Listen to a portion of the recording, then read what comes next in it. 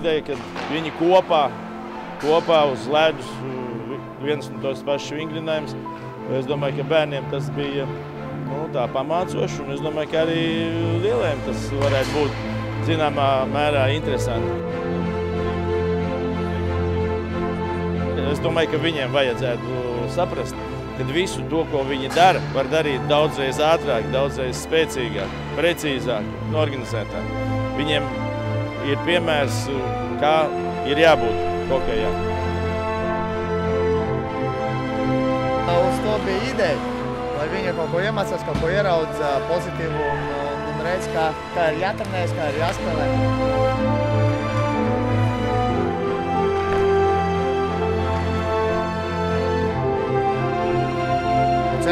Cerams, ka attieksmē, jo tas ir galvenā lieta, lai ir attieksmē pareiza pret treniņiem, pret spēlēm.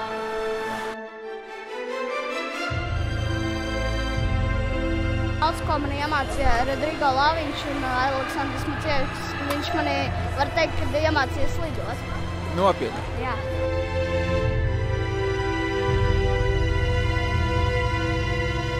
Patīk? Jā, ļoti patīk. Laba komanda. Labāk nekā ikdienā? Nu jā.